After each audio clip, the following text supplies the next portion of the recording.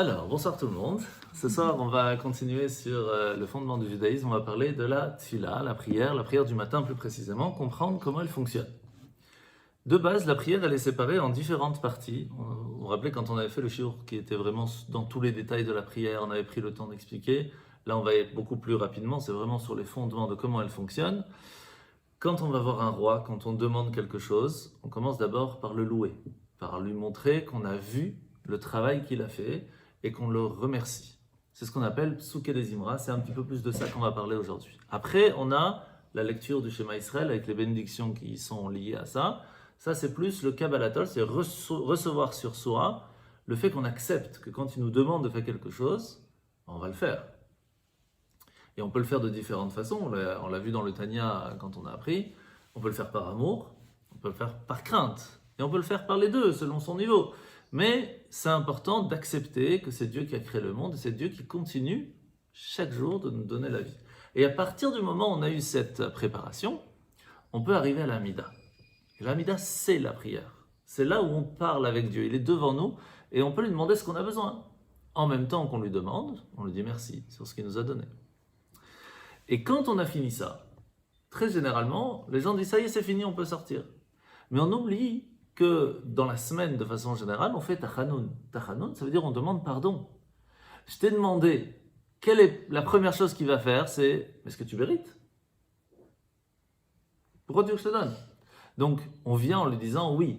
La raison pourquoi je demande, c'est pas que pour moi, c'est aussi pour créer et c'est pour pouvoir amener aussi aux autres.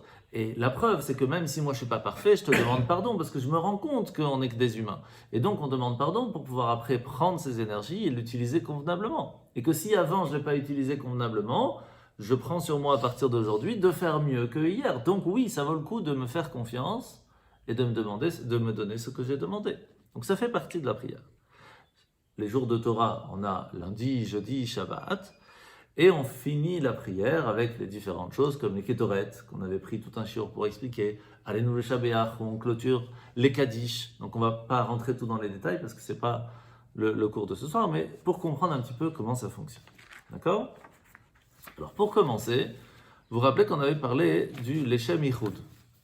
Leshem Yichud, c'est qu'avant de commencer, quelle que soit la mitzvah que l'on veut faire, on doit se rappeler qu'on fait ça pour Dieu. Donc, avant d'allumer les bougies, avant de mettre les téphilites, on fait Baruch Ata Hashem, Asher Kideshanu Bemitzvota Vetzivanu. Dieu nous a sanctifiés, nous a séparés du monde, nous a demandé de faire telle chose. Maintenant, comment on fait pour la prière? Est-ce qu'on a une prière sur la prière? Voici, je remercie Hashem de m'avoir demandé de faire la prière. Alors, il y a sur l'étude. Sur l'étude, on a Asher Kideshanu Bemitzvota Vetzivanu. Alors, il y a plusieurs différentes trucs. Il y a la Sok Bedivre Torah. Il y a Al-Divrei Torah, Asher Bachar Banu, quand on fait à la Torah. Merci à Dieu de nous avoir choisi, de nous avoir donné la Torah. Donc sur l'étude, il y a. Sur la prière, il n'y a pas vraiment. C'est pour cela qu'avant de commencer la prière, par exemple la Shabbat, après Odou, on arrive à l'Eshem Yichud et après on fait Baruch She'amar. Et c'est là que commence en fait le début de la prière dans le sens psuké des Imra, des versets de louange, où on va louer Dieu avant même de commencer. Et quand on dit Leshem Yichud, c'est quoi? C'est rappeler que toute la raison pourquoi on fait tous nos choix et nos décisions dans la journée, et encore plus dans la prière, c'est pour reconnecter Dieu avec le monde. C'est ça le but. Alors comment on fait ça? Alors, de façon générale, comment on fait pour qu'une personne puisse vivre? C'est un corps que pour pouvoir vivre, il a besoin d'une âme. Cette âme, elle est spirituelle, donc si elle mange du pain, elle ne va pas vivre. Le corps, s'il mange que de l'amour et d'eau fraîche, il ne va pas vivre non plus. Même s'il étudie la Torah, il a besoin de manger. Même Rabbi Shimon Bar Yochai a été 13 ans dans la grotte, il a mangé des caroubes, il a bu de l'eau. Il faut quand même manger. Donc on a besoin des deux. Comment ça se fait qu'on dit l'élément principal, par exemple, de l'humain, c'est le pain? C'est pour ça qu'on doit faire un motzi lechem min haaretz, une prière spéciale. Parce que plus dans le pain, il y a une force divine qui s'y trouve, qui permet de donner à manger et à l'âme, et au corps. Et en fait, dans chaque aliment, il y a une énergie divine qui va permettre et à l'âme de vivre ou de survivre, selon la façon comment on va le manger, avec bénédiction, sans bénédiction, cachère, pas cachère, l'énergie sera plus grande, moins bien, ou même des fois négative, selon le cas. Mais il y a quelque chose de physique. Et ça, le corps, d'une certaine façon, il s'en fout un peu. Du temps qu'il a mangé, il est bon. Sauf qu'après, il y a le palais qui va qui va dire non, ça j'aime pas, etc. Mais de façon générale, tant qu'il a mangé, il peut survivre. Encore une fois, la différence entre vivre et survivre. L'âme peut survivre pendant 500 ans, mais vivre, c'est pas toujours. Et le corps, des fois, il peut survivre à la guerre, il peut survivre au camp, mais il n'a pas vécu. Quand est-ce qu'il va vivre? Quand il va être bien, il va être sans stress, le cerveau est tranquille. Et donc on voit la différence entre vivre et survivre n'est pas la même. Dans la prière, c'est la même chose. La prière, c'est ce qui va permettre de donner au monde la possibilité de vivre. Et si elle n'est pas faite convenablement, mais au moins elle est faite, elle va donner au monde la possibilité de survivre. Comment on faisait avant que la prière existe? C'était au temps du temple, on amenait des sacrifices. Pourquoi on amenait des choses mangeables? Pour rappeler aux gens que de la même façon que nous mangeons pour vivre, on a besoin de donner quelque chose de physique et de matériel à Dieu, entre guillemets, parce qu'il n'en a pas besoin, pour pouvoir reconnecter Dieu et le monde, pour que l'énergie divine donne la possibilité au monde de vivre. Malheureusement, quand ce n'est pas bien fait, Hachem il nous dit, si dans le sacrifice, on n'a pas donné le bon animal, ou il n'était pas parfait, le sacrifice n'est pas accepté. Donc l'énergie divine qui vient, ou elle n'est pas bonne, ou elle n'est pas du tout, ou même des fois elle est négative, c'est encore pire. Donc comment on peut faire? Eh bien aujourd'hui, comme on n'a pas le temple, c'est la prière. D'où le fait que la prière doit être préparée. On ne peut pas arriver, bonjour, on est où à l'Amida? Allez, c'est parti, on fait l'Amida. Vous imaginez, rentrer, bonjour Hachem, je rentre dans la salle du trône, j'ai besoin des trucs à te demander. Et voir le roi des rois, le créateur du monde, on n'arrive pas comme ça. Donc il y a une préparation. Et la première préparation de base, c'est Souké des Imra. C'est les prières de début de louange. Alors, de façon générale, il faut se rendre compte que dans les prières de louange qu'on fait, on rappelle beaucoup la gentillesse et la miséricorde de Dieu. Beaucoup. À quel moment on la voit? Vous connaissez l'histoire de Jonas? On la raconte à Yom Kippour, qui est envoyé dans la ville de Ninive pour demander à ce que le peuple de Ninive, qui n'était pas juif, puisse changer d'attitude et donc de recevoir de retour la possibilité de vivre. Jonas n'est pas content, il n'est pas en vie, etc. Bon, on ne rentre pas dans le détail. En fin de compte, Jonas se met à quelques kilomètres, pas très loin de la ville, et Hachem va lui faire pousser un palmier, un bel arbre qui va lui donner de l'ombre. Lorsque le lendemain, il y a des vers qui viennent et qui mangent le ricin, donc la base même de l'arbre se dessèche, il n'a plus d'ombre. Qu'est-ce qui se passe? Jonas pleure. Il pleure pas parce que lui n'a plus d'ombre, il pleure parce que l'arbre est mort. Et Hachem lui dit une phrase extraordinaire, il lui dit, je ne comprends pas, tu pleures pour un arbre qui est né sans que tu aies donné aucun effort, qui t'a donné juste une journée, un petit peu d'ombre, et tu n'as rien fait ni pour le faire venir, ni pour le faire partir, et tu pleures pour lui. Et moi, je ne dois pas pleurer sur des gens que j'ai donnés depuis 3000 ans, un enfant qui a donné un enfant, jusqu'à aujourd'hui, quelle que soit la personne même méchante, je le fais enlever la vie, c'est pour moi, c'est une tuerie, c'est dur pour moi. Donc on comprend la miséricorde de Dieu, même enlever la vie à un méchant, c'est dur pour lui. Parce que peut-être il y a quelqu'un de bien qui peut venir de lui. Peut-être que dans son ancêtre, il y avait quelqu'un de bien. Donc c'est dur pour Hachem.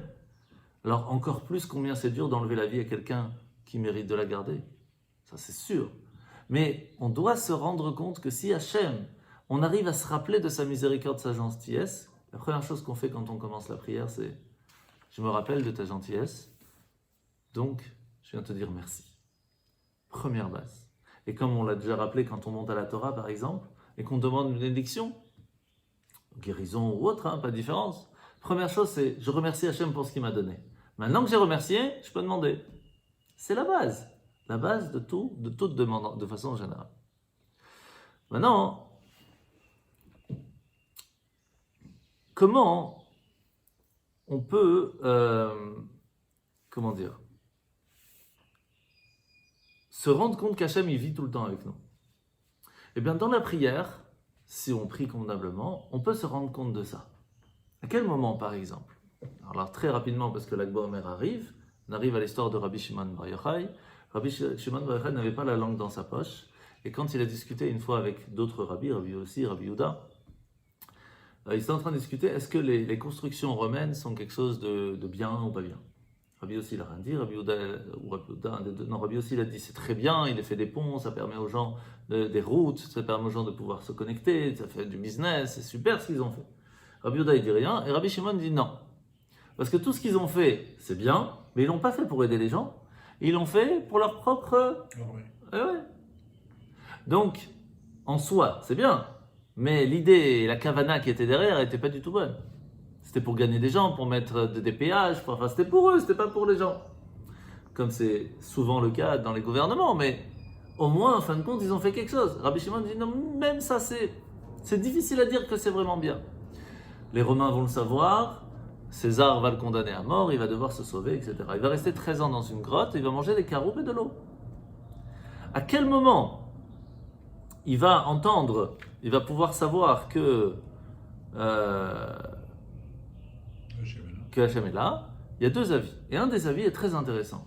Parce que juste à l'entrée de la grotte, il voit un homme avec une flèche qui est en train de tirer sur un oiseau, et il entend une voix du ciel qui dit « Cet oiseau va vivre, cet oiseau ne vivra pas. » Et là, il se dit « Mais attends, ça veut dire que Hachem, avant chaque chose qui peut arriver sur ciel, dans le monde, il y a Hachem qui dit « Ça oui, ça non, ça peut-être, ça on va voir, ça pas tout de suite. » Ça veut dire qu'il n'y a rien qui arrive au hasard. Et que si maintenant Hachem ne veut pas que la flèche touche l'oiseau, il peut essayer 50 fois, il ne va pas la toucher. Alors Rabbi Shimon il se dit, mais alors c'est comme ça, qu'est-ce que je stresse? Si je dois partir, je partirai, si je pars pas, je pars pas. Moi je dois me prendre la tête pour le bon Dieu. C'est énorme. Et donc, c'est un des avis. Est-ce qu'il y a l'autre avis que, bon, on ne va pas rentrer dans le détail aujourd'hui, on en parlera de la grand-mère, mais c'est quand même fort. Donc ça veut dire que d'une certaine façon, si on arrive à parler avec Hachem et se rendre compte de sa gentillesse et de la façon comment il nous suit, c'est très fort. Et c'est pour ça que on commence la prière par Psuké des Imra. Se rendre compte à qui on parle en fait. Et on ne peut se rendre compte quand on se rend compte de ce qu'il fait. Et une des choses que l'on sait, c'est que le nom de Dieu, on ne peut pas le dire. D'accord? Mais en fin de compte, il a plein de noms Dieu. Hachem, Elokai, Elokim, Elokechem, Elokenu, Tzvakot quand il est dans l'armée, Shakai quand il nous protège. Alors c'est quoi le nom de Dieu alors?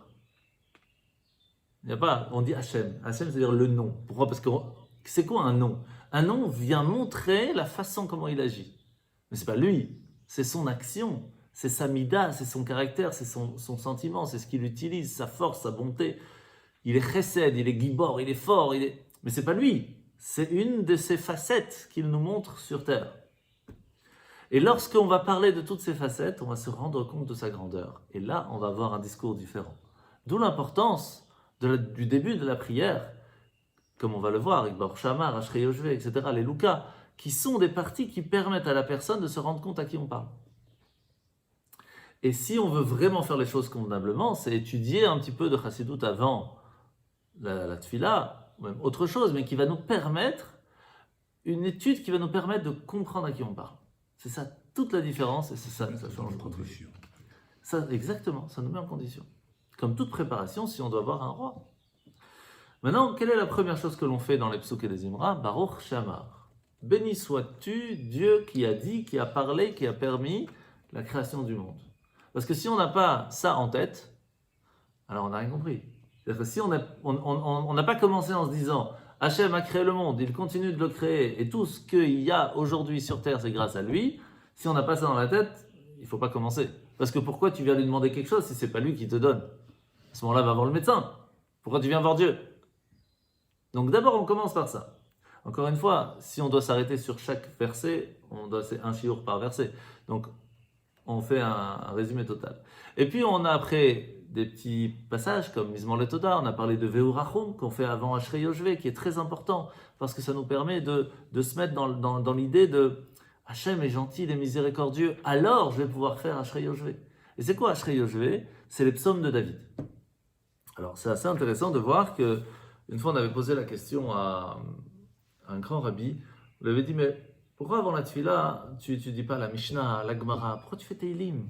Des psaumes de David, avant la prière, qu'est-ce qu'il y a de tellement fort? Il dit, mais tu te rends pas compte de la force de Teilim. Les psaumes de David, ce sont des façons comment le roi David, il a montré son amour ou sa crainte pour Dieu, qui te permet d'arriver au moment de la tefila à un niveau totalement différent. On n'est pas en train d'utiliser l'intellect, même si c'est très important pour comprendre les mots de la tefila. On doit réveiller le cœur. Et ça se fait par les larmes, et ça se fait par la compréhension aussi. C'est pour ça que c'est important d'étudier avant la tefila. Mais le plus important là, c'est le cœur qui doit parler. Parce que si on vient, on dit des mots, ça passe pas. Si on vient, on parle avec le cœur, ça passe, même si les mots sont pas tous là. Même s'ils sont pas bien orthographiés, ça change rien, le cœur a parlé. Et la tefila, c'est le cœur. Donc on a besoin de ces Teilim. Et les Teilim, ils sont dans la tefila. Tous les psuké des Imra, quasi, sont des Teilim. Et on commence donc par Ashrei Yoshvé. Ashrei Yoshvé, c'est un des plus forts des psaumes de David. Au point qu'il y a toutes les lettres de l'alphabet dedans. De Aleph jusqu'à Tav. Il y en a une qui manque. Laquelle? Le Nun. Pourquoi Nun? Parce que Nun, ça vient du mot Nofel, tomber. Alors, David il a dit, je ne vais pas le mettre. Mais de l'autre côté, on ne peut pas enlever une lettre. Donc qu'est-ce qu'il a fait? Dans la lettre juste après, qui est Samer, Somer Hashem lechol enoflim. Hashem va remettre droit tous ceux qui sont tombés. Donc il utilise le Samer qui vient réparer le Nun. Donc il est là, il est juste utilisé différemment. Et c'est marqué que quand on fait Ashrei Yoshvé, il faut le faire 3 fois dans la journée. Et quand on les fait 3 fois, on a une place sûre dans le monde futur. C'est pour ça que quand on pendant les fêtes, etc., j'insiste, Ashrei, attention, prenez le temps, on va le faire ensemble, on le chante. Parce qu'Ashrei a une force inimaginable. Mais l'histoire, c'est que Ashrei a en soi trois moments importants. Le matin, l'après-midi et le soir. Alors j'aurais pu commencer par le soir aussi, parce que dans la Torah, on commence par le soir. Mais bon. Mais on ne le fait pas le soir. Parce que le soir, c'est un moment plus compliqué, c'est le moment où on a moins d'obligations dans la prière. Et ça doit être un effort de soi-même. Parce qu'au temple, on faisait 2. Celui du soir était plus ou moins provisoire, même si on le faisait quand même. Alors que les 2 premiers, du matin et de l'après-midi, sont obligatoires. Et donc, qu'est-ce que les Chachamim ont fait? Ils l'ont mis un le matin, un deuxième le matin, mais après la Hamida, et un troisième à Mincha. Et donc, Shabbat, c'est plus ou moins la même chose, c'est juste que le deuxième, on ne le fait pas juste après la Hamida, on le fait avant Moussaf. Mais en fin de compte, il y a toujours les 3. Et on ne le fait pas le soir. Il y a plein d'explications pourquoi. Maintenant, il y a un autre souci, que ça les gens ne savent pas beaucoup, c'est que Ashrei, on va voir très rapidement, mais on demande aussi beaucoup la parnassa dans Ashrei. Et il y a un moment, rappelez-vous, je vous dis, attention, on va le faire lentement. Poteach et yadecha umasbiya lecholcha eratzon. À ce moment-là, il ne faut pas penser qu'à soi, il faut penser à tout le monde. Et quand on demande à ce que tout le monde puisse avoir ce que tout le monde devrait recevoir, ça nous permet aussi de profiter de cette bracha. Alors, poteach et yadecha, ça ouvre tes mains, umasbiya, et donne la satiété, lecholcha eratzon, à toutes les volontés de chacun. Maintenant, Ratzon, la volonté, ça vient du mot tsinor, c'est les mêmes lettres. Tsinor, c'est le tuyau qui nous connecte à Dieu. Ce tuyau, il faut être connecté. Comment on peut faire? Alors, on a le nom d'Hachem qui est au-delà du monde, c'est Yudke Vavke, Avaye. Et puis, on a le nom d'Hachem quand il est dans le monde, c'est Elohim, c'est la nature. Et quand on prend la valeur numérique de ces deux-là, on arrive à 91 ou 91, qui sont les premières lettres de Poteach et Yadecha. Donc quand on dit Poteach et Yadecha, on s'arrête. Et on réfléchit. Je suis en train de demander à Hachem à ce que quand il est au-dessus du monde et que nous on est ici, on n'est pas connecté. Hachem, s'il te plaît, je fais un pas vers toi, fais un pas vers moi. Poteach et Yadecha, c'est se reconnecter avec lui. Et grâce à notre demande, puisque nous on remet le tuyau vers lui, et que lui va faire un acte vers nous, on va donner en même temps Masbiya lechol chai ratzon. On va donner la possibilité à tout le monde de pouvoir se reconnecter. Et des fois, grâce à une seule personne qui a fait convenablement ce passage, c'est tous ceux qui sont là, qui n'ont pas la connaissance de pouvoir le faire convenablement. Mais quand même, ils demandent à Hachem de façon très simple, ils peuvent recevoir. Pourquoi? Parce qu'il y en a un qui a fait ça. D'où l'importance du Poteach et Yadecha, ou Masbiya lechol chai ratzon. Donc le Ashrei est très fort. Mais on a un souci. C'est que le premier Ashrei de la journée, il est avant la Hamida. Et ça ne se fait pas d'arriver à Hachem, s'il te plaît, donne-moi de quoi manger, donne-moi la voiture, donne-moi ceci, donne-moi cela, alors qu'on ne lui a même pas dit bonjour, on ne lui a même pas remercié, on n'a pas fait la Hamida, on n'a pas fait sa prière. C'est pas cool. Donc, il vaut mieux le faire quand même avant, même si c'est pas cool. Mais normalement, celui qui a vraiment plus de force, c'est le deuxième Ashrei. C'est là où vraiment, quand on demande, on le demande avec force et qu'il est dans le mode fonction. Il n'est pas dans le monde théorique encore, il est dans le mode fonctionnel. D'où l'importance, quand on a fini la prière du matin, de s'attarder à faire le deuxième Ashrei. Parce que le deuxième, qui est après la Hamida, c'est lui qui va mettre de façon concrète la bénédiction qu'on a demandée. Et donc, il est plus fort encore. Ok? Alors maintenant, après qu'on a fini le... Oui, non, avant de finir, donc dans le Ashrei, on apprend aussi autre chose. C'est que quand on va louer Hachem, qu'on va demander à Hachem, le roi David nous transmet plein de secrets. Donc on ne peut pas s'arrêter à tout. Mais il y a une chose importante à ne pas oublier. C'est que quand il y a quelque chose qui nous arrive, c'est qu'il y a une raison. Hachem, il a choisi que cette chose devrait nous arriver, quelle que soit la raison. Ça peut être du bien, ça peut être du pas bien. Maintenant, comment on peut faire lorsqu'un verdict est annoncé? Il n'est pas signé, mais il est annoncé. Et on sent qu'il y a quelque chose. On sent qu'il y a des problèmes qui commencent. On le sent. Mais il n'est pas encore fixe. On sent qu'on a encore dans la main la possibilité de changer les choses. Comment je peux faire? Il y a 4 choses qui nous permettent de le faire. Tzedaka, le cri du fond du cœur pendant la prière, le changement de nom, qui est exceptionnel, et surtout le changement de comportement, quand on change de comportement. Mais qu'est-ce qui se passe si le verdict il est signé? Ça c'est plus compliqué. Généralement, il n'y a rien qui peut changer. Alors, il y a des verdicts qui vraiment, c'est quasi impossible, sauf un rabbi qui vient, qui change. Mais même comme ça, on a une chance. Grâce à quoi? À la tfila. Quand on fait la tfila le matin, et qu'on demande avec cœur quelque chose, même un verdict signé peut changer. Grâce à quelle partie de la tfila? Surtout le début, qui sont des teilim. Et c'est pour cela que quand quelqu'un est très malade, qu'est-ce qu'on fait? On demande à tout le monde de faire des teilim. Parce que les teilim, ils ont une force qu'on ne peut pas s'imaginer. On peut même changer un verdict signé par Dieu. Le seul, ça c'est le truc kabbalistique, mais le seul qui est quasi impossible à changer, c'est quand c'est signé par le sang. Quand c'est signé par de l'encre, c'est encore changeable avec le tefila. Quand c'est par le sang, quasi impossible. Il y a eu des très petites exceptions dans l'histoire, mais pour ça c'est des trucs kabbalistiques, je ne vais pas rentrer dans l'idée. Mais juste une petite idée, il y a une fois quelqu'un s'était marqué qu'il devait partir, il est parti voir, je crois c'est Rabbi Shimon Bar Yochai, il a prié à Hachem, et en fin de compte Rabbi Shimon lui a dit, j'ai connecté ton âme avec la mienne, quand mon âme partira, la tienne avec. Bon, on est dans un autre niveau il n'a pas changé le décret, il a juste donné la possibilité de continuer de vivre à travers la sienne. Donc vous voyez que c'est pas des cas faciles à gérer. Mais en tout cas, la force de la prière, et encore plus de Tehillim. Mais c'est pour ça que la prière de Alléluia avant la prière est tellement forte, parce qu'elle peut changer la prière d'après. Parce que lorsqu'un verdict est signé, on peut prier 50 fois la Hamida. Je te dis non. Et alors que si on a fait Ashrei avant, si on a fait Alléluia avant, Hachem va nous voir différemment, il peut changer l'heure. Donc c'est pour cela que la prière qui se fait le matin quand on commence ici à 10h, elle est très importante, plus encore que si on vient après. C'est bien parce que vous êtes là, donc il n'y a pas de souci. Donc maintenant on a 5 psaumes de Ashrei, de Alléluia. Ok? Ces 5 vont nous permettre d'arriver au schéma Israël après. Ok?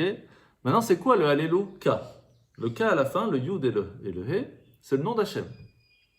Mais le nom d'Hachem complet c'est quoi? Il y a le Yud, il y a le He, après il y a le Vav et il y a le He. Et pourquoi on ne dit pas Alléluia V? Pourquoi on ne dit pas tout le nom d'Hachem? Parce que depuis l'histoire de Amalek, après la sortie d'Égypte et qu'on a recevoir la Torah, etc., Amalek est venu, il a coupé Hachem en 2. C'est fort. Une partie du trône divin a été cassée à ce moment-là. C'est très dur. Et notre job maintenant, c'est de le réparer. Et on ne peut le faire qu'à partir du moment où on prend sur soi de tout faire pour. Et toute la prière, c'est ça en fin de compte, c'est reconnecter Dieu d'en haut avec Dieu en bas.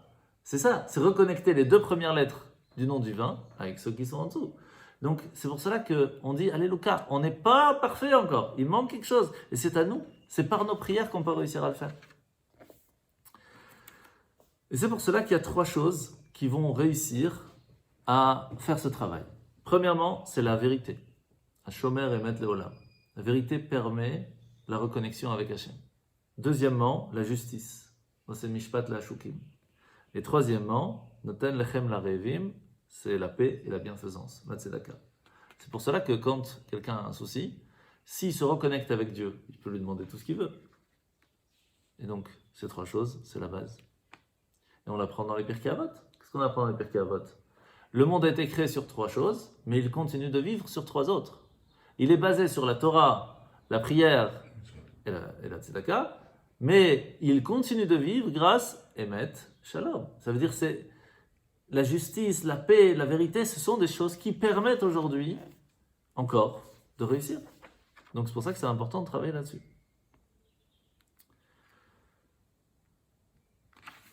Alors,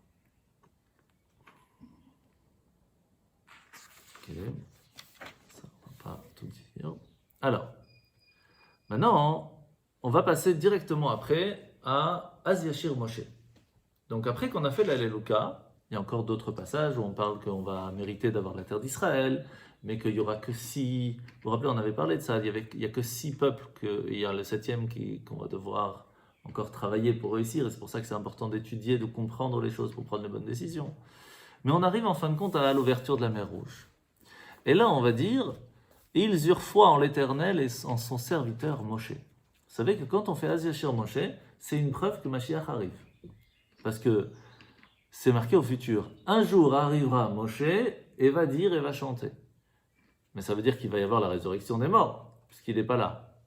Donc, d'une certaine façon, on est en train de dire, Mashiach arrive, bientôt, Moshe va chanter. Donc, c'est la preuve qu'on fait tous les matins que la résurrection des morts va arriver. Simple. Maintenant, pourquoi c'est tellement important d'avoir un contact avec son rabbin, qui lui-même doit être connecté avec un rabbin qui est plus grand, qui lui-même doit être connecté en fin de compte au rabbi, et qui est le chef de la génération. Et chacun doit être connecté directement au rabbi. Même si on n'a pas ce contact direct, à travers le rabbin de la communauté, on doit l'avoir. Pourquoi c'est tellement important? Il y avait une histoire avec 2 personnes. Un qui était très attaché au rabbi, mais sa femme pas spécialement. Et l'autre, qu'il n'était pas du tout spécialement attaché au rabbi, mais sa femme beaucoup. Les 2 sont tombés malades. Les 2, en fin de compte, prennent la décision d'aller voir le rabbi. Ils rentrent tous les 2. Et à chacun, ils donnent un papier. Un, c'est marqué « Dieu va vous aider ». Et l'autre, c'est marqué « Il faut mettre des sangsues ». C'est pour aspirer le sang. Sauf que le premier, c'était pas vraiment une maladie qu'il avait. C'est juste qu'il était dans le stress parce qu'il devait énormément d'argent. Donc rien à voir avec les sangsues. Et ils se sont trompés dans les papiers. Et celui que le rabbi il a dit, t'inquiète pas, Hachem il va t'aider pour que tu aies l'argent, il va recevoir l'histoire des sangsues, alors que l'autre qui devait avoir les sangsues, il reçoit Dieu va t'aider. Mais ils ne se sont pas rendus compte de ça, qu'il y a eu un interchangement. Elle rentre à la maison, elle dit à son mari, sangsues. Tu dis, mais quel rapport maintenant? Tu rigoles ou quoi? Je dois, dans même pas 2 heures, je dois donner 2000 euros, 3000 euros, 100 000 euros, et tu vas me mettre des sangsues. Il dit, le rabbi l'a dit, on pose pas de questions. Allonge-toi, je te mets les sangsues. Il le met les sangsues. Les soldats arrivent 2 heures après et ils le voient allongé comme ça, éclaté avec des sangsues sur le dos partout. Ils ne savent pas quoi faire. Ils prennent la décision de le prendre avec le lit et de l'amener jusqu'au palais. Énorme. Ils passent par la chambre, à côté de la chambre de la reine. La reine le voit, enfin la reine c'était c'est en Russie, le maire de la ville, quoi, vous avez compris. Et le bourgmestre, c'est ça. Et donc la femme, elle voit ça, elle dit, c'est quoi cette histoire? Mais pourquoi tu lui fais ça? Et lui, il essaye de trouver une truc, il dit, je voulais emprunter pour pouvoir vous rembourser, mais voilà, je me suis fait agresser, ils m'ont tapé, maintenant je suis éclaté, maintenant je sais plus quoi faire. Elle est partie voir son mari, elle l'a engueulé, et il lui dit, maintenant tu vas lui donner la possibilité de rembourser, et en plus, tu pendant 3 ans qu'il ne doit pas payer parce qu'il doit rembourser ce qu'il avait déjà emprunté. Et c'est comme ça qu'il va être sauvé. Donc, quel rapport avec les sangsues? Le rabbi l'a dit, on ne se pose pas de questions. Cette émouna que cette femme a eue envers le rabbi, c'est ce qui les a sauvés. Et c'est pour cela que lorsque l'on voit un miracle, lorsqu'on vit des miracles, et même lorsqu'on ne les vit pas, on doit se rappeler Az Yashir Moshe, Vayaminu Ba'Hashem o Moshe Avdo. Ils ont à ce moment-là vu et cru en Dieu, mais surtout, ils ont cru en Moshe. Et quand nous, on a cette émouna que quand le rabbi nous dit de faire quelque chose, on le fait, on est tranquille. Il prend la responsabilité. Pourquoi nous, on doit se prendre la tête? Il prend la responsabilité, il fait. Et chaque fois qu'on écoute le rabbi, il n'y a pas de souci. Par expérience. Je vous raconterai hors ligne. différentes, différentes histoires. Et donc, c'est pour ça que le fait de chanter et de remercier Hachem, on ne peut pas se rendre compte de l'importance que ça a. Je vais vous dire pourquoi. Il y a eu un moment dans l'histoire où le prophète Ézéchias aurait dû être le Mashiach, et que toute sa génération méritait Mashiach, et que lui aurait pu, du jour au lendemain, dire à Hachem, c'est bon, on peut faire dévoiler Mashiach. Et Hachem était prêt à amener Mashiach.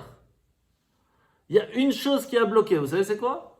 Le Satan est venu, il a dit non, tu peux pas, parce qu'il t'a jamais remercié en faisant une chanson pour tout ce que tu lui as donné. C'est la seule chose qui manque. C'est-à-dire qu'il a réussi quelque chose que personne n'avait réussi dans toute l'histoire du peuple juif, et il manquait une chose. Il n'a pas assez remercié Dieu, il n'a pas fait une chanson pour remercier Hachem. C'est tout. Comment c'est important de dire merci Hachem? Alors, même si on ne le fait pas en chanson, c'est pas grave, mais remercier Hachem. Se rendre compte de ce qu'il nous donne. Parce que tant qu'on n'a pas fait ça, on ne peut rien demander et on ne peut rien recevoir. C'est pas plus compliqué. Et c'est là qu'on arrive alors, Ishtabach. Et là, on finit les psukei des Zimra, parce qu'on a commencé par la bracha de Baruch She'amar, on finit par la bracha de Ishtabach, et on arrive à la bénédiction avant le Shema Israël. Et là, il y a deux bénédictions. La première, c'est Yotzer Or Uvorech Chosher. Merci Hachem d'avoir formé la lumière et d'avoir créé l'obscurité. Alors, qu'est-ce qui vient avant? Obscurité ou lumière? Lumière, moi je dirais. Obscurité d'abord. Difficile. Alors, ça dépend. Non, parce qu'il faut l'obscurité pour créer de la lumière. Ah, alors, qui vient avant? Obscurité. L'obscurité. Mais l'obscurité ne peut venir que parce qu'il y a eu de la lumière. Ah non, il n'y avait rien. Alors, de toute façon, il n'y avait rien. Mais il y avait Dieu. S'il n'y avait pas de noir, parce que noir c'est aussi une couleur. D'abord, il n'y avait que Dieu. Il n'y avait même pas la possibilité d'un endroit que l'on puisse créer un monde physique et limité. Donc il a dit d'abord je vais devoir mettre une obscurité extrêmement forte pour que cette obscurité où Dieu se cache d'une certaine façon puisse amener à une lumière plus petite pour permettre la création d'un monde. Que cette lumière soit limitée, sinon ça ira pas. Donc c'est pour ça que d'abord il faut l'obscurité. Il faut amener une certaine obscurité pour cacher Dieu. Ça ne veut pas dire que Dieu n'y est pas, parce que cette obscurité c'est Dieu, mais c'est pour cacher Dieu. Puis on y amène une lumière. Et cette lumière, elle était trop forte encore. Parce que quand une personne utilise cette lumière, il peut voir tout ce qui se passe dans le monde. Comme je vous racontais Shabbat avec le fils de Baba Saleh, qui a pu voir dans le Zohar tout ce qui se passait jusqu'à Londres, alors qu'il n'était jamais allé là-bas. Pourquoi? Parce qu'il a vu dans le Zohar cette lumière qui était cachée. Et donc Hachem va cacher cette lumière, il va créer une autre obscurité, pour pouvoir y amener une autre lumière beaucoup plus petite, entre autres celle du soleil. Donc, en fait, qu'est-ce qu'on fait à ce moment-là, au moment après avoir loué Hachem, montré qu'on a compris toutes ces grandeurs, qu'on est en train de se rendre compte que même les anges et même ses serviteurs sont tout petits par rapport à lui et par rapport à nous sont tellement grands. Donc qu'est-ce qu'on est nous devant lui? En fait, on se prépare à se rendre compte qu'on n'est rien devant lui. Jusqu'à qu'après la prière des anges arrive, d'accord? Et quand on arrive à la prière des anges, on fait Kadosh, Kadosh, Kadosh, Baruch Kevod Hashem, Lael Baruch, qu'on chante tous ensemble. Yotzer HaMeorot, quelle grandeur Hashem il a créé, les luminaires. Après on a fait Avat Olam, vous vous rappelez on a parlé sa Shabbat, la différence entre Avat Olam, Avarabba. L'amour d'Hachem que l'on peut ressentir lorsqu'on se rend compte qu'on est tout petit, et quand même il fait attention à nous dans les petits détails, et que s'il n'était pas là, on ne serait plus là depuis longtemps. C'est extraordinaire l'amour qu'on peut ressentir à ce moment-là, et la crainte qui vient avec. C'est l'idée de mélanger les deux. Et là, on arrive au Shema Israël. Et quand on arrive au Shema Israël, le mot Shema a plusieurs explications. Shacharit, Mincha, Arvit. C'est fort. En fait, le Shema résume les trois prières. C'est quoi une prière en fin de compte? C'est accepter le joug divin et faire un pas vers lui. C'est ça la prière. Accepter que c'est lui, donc on vient vers lui, on lui demande, il nous donne. C'est ça la prière, en deux mots. Et Shema Israël, c'est quoi? La base du Shema Israël, c'est accepter que Dieu est un et que nous, on n'est rien. C'est tout. C'est la base du Shema Israël. Maintenant, comment on peut arriver à ça? Shema, c'est où? Marom Enechem. Regardez, regarde le ciel. Regarde comment tu es tout petit. Alors, ok, je suis tout petit. Et il y a encore une autre dans Shema Israël, c'est quand on le lit à l'envers. Aïn, Mem, Shin. Je sais plus. C'est pas grave, ce sera pour une prochaine fois. Ol Malchut Shamaim, voilà. Prendre sur soi le joug du ciel. Ol, c'est le joug, Malchut, la royauté, Shamaim du ciel. On a trouvé Bol Hashem. Et donc, quand on a compris que Shema Israël c'est ça, alors on peut arriver à faire Shema Israël convenablement. Alors très rapidement, on va parler du Shema, parce qu'en soi, le Shema, c'est quelque chose qui aujourd'hui n'est même plus accessible. Parce que quand les sages se sont rendus compte qu'on n'est plus accessible au Shema Israël, ils ont ajouté une phrase qui nous a été transmise depuis Moshe, Baruch Shem Kevod, etc. Pourquoi ? Parce qu'en fait, il y a deux façons comment on peut se voir vers Dieu. Ou on n'est rien, on n'existe pas. Et Dieu est tout. Ça, c'est Shema Israël. Pour ça qu'à la fin, on dit Echad. Aleph, c'est un. Il n'y a que lui, il n'y a rien d'autre autour de moi. Il y a le Chet, il est dans les 7 cieux de la terre, et il est dans les 4 points cardinaux du Dalet. Donc en fait, on n'est rien. On n'a même plus d'existence en soi. Mais ce niveau de compréhension et de vie au jour le jour peut venir grâce à la Kabbale. Mais il peut être très dangereux parce qu'à un certain moment, c'est plus vivable pour un humain. D'où le fait que ce n'est pas accessible à tous. Donc qu'est-ce qu'ils ont fait les Chachamim ? Ils ont rajouté cette deuxième phrase, Baruch Shem Kevod, qui nous rappelle, ok, tu existes, tu fais tes choix pour te connecter à Dieu. Ça, c'est déjà plus facile et accessible. Et la preuve, c'est que juste après, qu'est-ce qu'on dit ? Tu vas devoir aimer Dieu, mais si j'existe pas, comment je peux prendre le choix d'aimer ? Et comment on peut m'obliger à aimer si je n'ai pas de choix ? Donc, les deux sont vrais.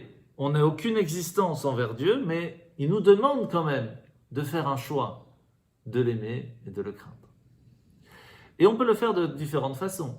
L'aimer et le craindre, on voit qu'on n'a pas les mêmes.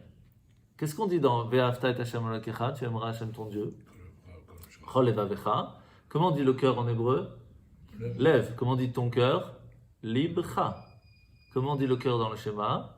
Levavecha. Mais pourquoi on met un vet de plus ? Parce qu'on a deux parties dans le cœur. Une partie où il y a l'âme animale, une partie où il y a l'âme divine. Mais que l'âme divine, elle comprend et qu'elle aime Dieu, tout va bien. Est-ce qu'on peut demander à l'âme animale d'aimer Dieu ? C'est possible ça ? Eh bien oui, lorsqu'elle est entraînée. Il faut l'entraîner. À un point que même une fois, l'âne de Rabbi Meir, Rabbi Pinchas ben Yair, est arrivé dans une auberge, et il arrive dans la maison des chevaux, là, les tables, un peu comme ça, et il ne veut pas manger. L'âne ne veut pas manger. Alors l'aubergiste vient voir Rabbi Pinchas et il dit, Rabbi, il ne veut pas manger votre âne, il faut qu'il mange. Il dit, mais est-ce que tu as prélevé du foin que tu as une partie pour les pauvres ? Il dit, non, c'est vrai, je n'ai pas fait ça. Il dit, alors fais-le, il va manger. À ce point, Rabbi Pinchas avait réussi à faire que son cœur à lui, animal, ait un amour pour le divin, que même ces animaux ressentaient cet amour pour le divin. On est mal barre, hein ? Mais c'est shayach. C'est possible.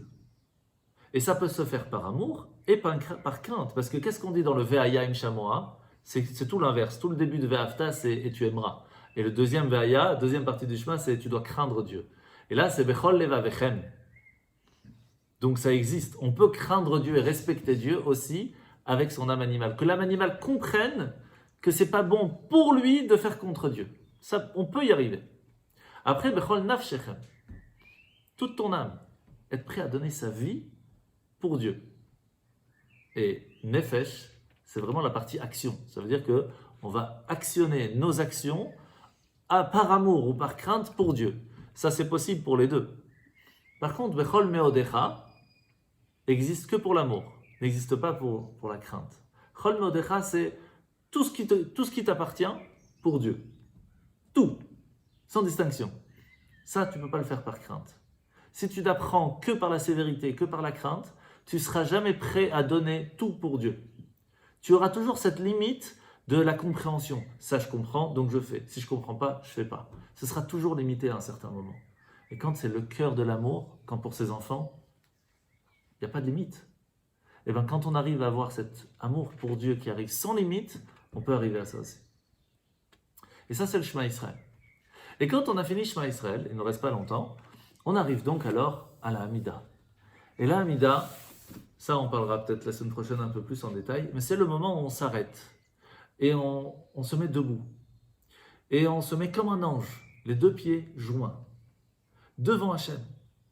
Et c'est même bien, vous savez qu'on met le talit, si c'est possible, sur la tête. Pourquoi? Parce qu'on est recouvert. Vous savez que les anges ont 6 ailes. 2 qui protègent le corps pour qu'il soit tsniout, 2 qui cachent les yeux pour ne pas voir Dieu, sinon il crame, et 2 qui leur permettent d'avancer. Alors ces 2 ailes, c'est l'amour et la crainte, et le reste, c'est nos habits qui nous permettent. C'est pour ça que c'est bien d'avoir le talit sur sa tête, surtout pendant la mida. Le mieux, c'est tout le temps, mais au moins pendant la mida, ça nous dirige comme ça, on est tout droit. Et à ce moment-là, on est devant Dieu. Et là, la semaine prochaine, on verra en détail comment ça fonctionne, une amida. Mais on se retrouve devant Hachem, et on peut lui demander tout ce qu'on veut. Mais est-ce qu'on peut arriver comme ça devant Hachem en disant « Bonjour, ça va? Allez, viens, on fait la amida ». Ça marche pas. Ça marche pas. On peut pas, c'est pas possible. Il y a une préparation. Et c'est ça toute la raison des psuks et des imra. Pour nous préparer, pour nous mettre dans l'ambiance. Et quand on va ressentir de l'amour et de la crainte, de la kabbalatol, on reçoit sur nous le joug divin d'Hachem, on arrive devant Hachem, c'est autre chose. Et quand Hachem nous reçoit de cette façon, qu'on a passé toutes les étapes, et tous les kaddish qui nous permettent de passer de palais en palais. Et alors, on ouvre la salle du trône et Hachem est là, il est devant nous. Alors, on est avec un autre respect, notre crainte. Et en même temps, on se recule par crainte et puis Hachem nous dit avance. Parce que je t'aime, avance, demande, vas-y. Et alors, on réavance. C'est pour ça qu'on fait les 3 devant. C'est le respect. Bon, il y a plein d'autres explications, mais on vous donne les bases. Et alors, on se retrouve devant Hachem. Et là, on peut demander ce qu'on veut. Et là, on est écouté. C'est pour cela que les psuks et des imra, le but de ce soir était important. Exactement. Voilà.